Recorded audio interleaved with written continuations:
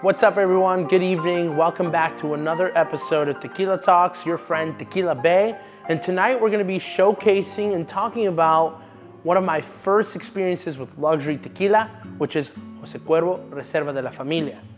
So for those of you watching, and if you're new to the channel, you probably think to yourself, Jose Cuervo, they have the gold tequila, and Jose Cuervo tends to be more of a high volume production. The quality behind Jose Cuervo, and I think in the United States, it's kind of garnered this bad reputation that Jose Cuervo, it's not quality tequila, but when it comes to the Reserva de la Familia line, and when I showcase it, when I talk about it, most of my customers and my friends, they really didn't even know that it existed.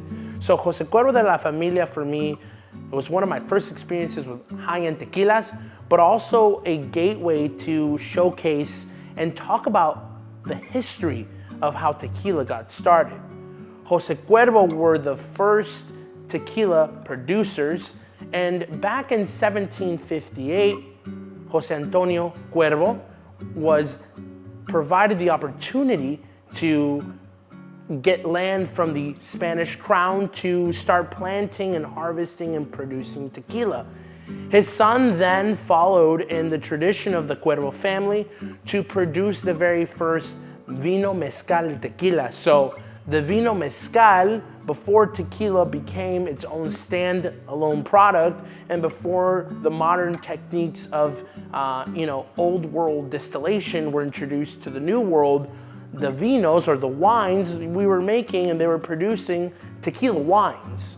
And the vino mezcal, the tequila, from the town of Tequila. So Jose Cuervo has been producing tequila for over 250 years at La Rojena Distillery. La Rojena Distillery is the oldest distillery in Latin America, and it produces the Jose Cuervo Reserva from the most private reserves, from the best harvested agaves, from the most matured agaves at the Jose Cuervo family plantation. So let's dive into some fun facts about these wonderful tequilas. In front of us, we have the Platino, which is the silver unaged. We have the Reposado, which the Reposado and the Añejo go through a unique aging process. They use 3 different types of barrels, and then they blend the tequilas to produce these expressions. We use a high charred American oak barrel, and then we use a light charred French oak and American oak barrels to then where it is blended to produce these tequilas. Another awesome and fun fact about Jose Cuervo Reserva de la Familia is the fact that Jose Cuervo Reserva Extrañejo was the very first Extrañejo tequila product on the market. So when it comes to the history, to the culture that the Jose Cuervo family has instilled in the production of tequila, there is really no other brand of tequila that deserves the respect of the Jose Cuervo brand. Unfortunately, it has lost some respect, or I don't know how much respect, here in the United States, and it's kind of like a second or third tier product. But I don't think I've ever tried a higher quality product than the Reserva de la Familia product here in front of us. Now, but here to my other side, we have the boxes that the Extrañejo are stored in. So these boxes, every year there's a new artist, Mexican artist, that gets chosen to design the agave inspiration. And this one in particular, we have the Melanie Smith collection 2018. And behind us, we have a few of the other renditions and artworks for the Jose Cuervo Reserva de la Familia. This one showcases the agave plant and some of the distilling components, the distilling columns and the fermentation execution. It's a really cool piece of art.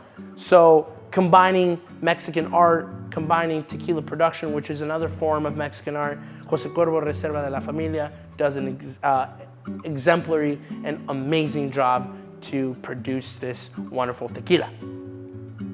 So let's go ahead and crack open, I think, my favorite out of all 3, which is the Jose Cuervo Reserva Extrañejo. This tequila is hand bottled, hand sealed, and it has a really elegant touch of the wax seal with the Jose Cuervo crest on the seal. So let's go ahead and crack it open. Gotta be careful here with not knocking the whole table over. It's actually pretty tough to break the seal. There we go. So the wax seal adds a very elegant touch to the bottle, but more the elegance comes from the flavor of the tequila.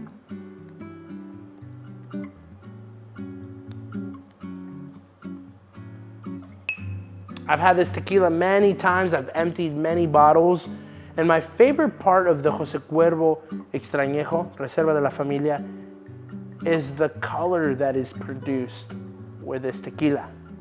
As a rich mahogany color.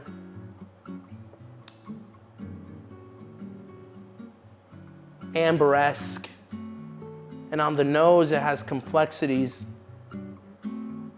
of leather, of spices, hints of tobacco and chocolate, a little bit of dried fruit, like a dried raisin.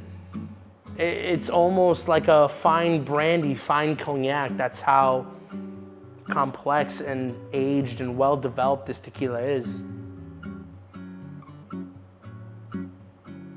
I'm picking up hints of just a little bit of hints of vanilla and caramel as well. But really the leather and the spices kind of overpower some of those oaking components. A little bit of oak.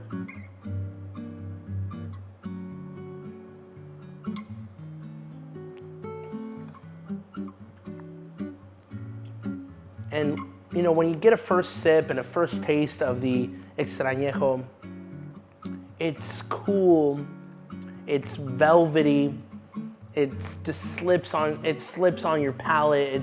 It leaves a fine coat on the tongue.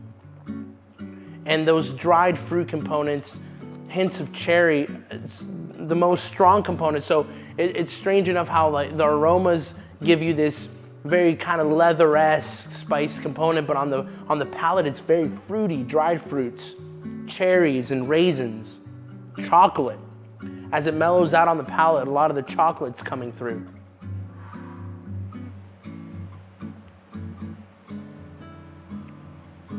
Absolutely exquisite.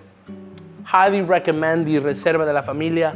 If you have bad ideas of Jose Cuervo, if you've never tried Reserva, it is a must product. It's a must-try product, and it's a highly recommended tequila.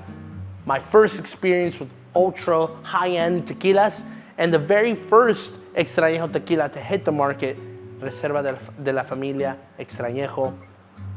For another night, we'll leave the Jose Cuervo Reposado and the Platino. I have had a few different types of tequila tonight.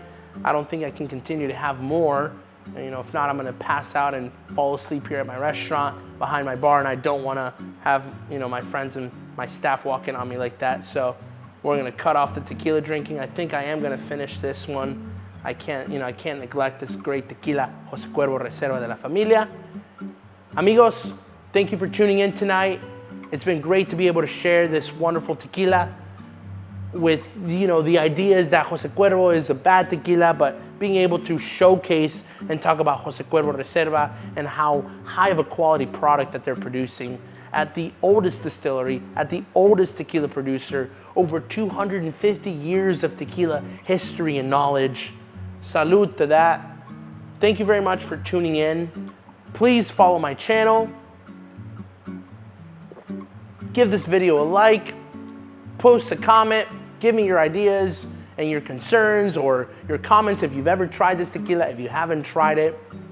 And for our next episode of Tequila Talks, we're gonna be featuring a fairly new tequila to me. I had heard of it, didn't really know much about it, and it finally hit the shelves here at the State Liquor Store where I get most of my tequila, if not all my tequila. Usong's Tequila. We have the Platino, we have the Añejo, the Silver, and the Reposado. Usong's Tequila is a very unique brand. I've never tried it, so we're gonna go ahead and dive into kind of a blind tasting for our next episode of Tequila Talks. We'll catch you on the next one. Thank you very much. Salud.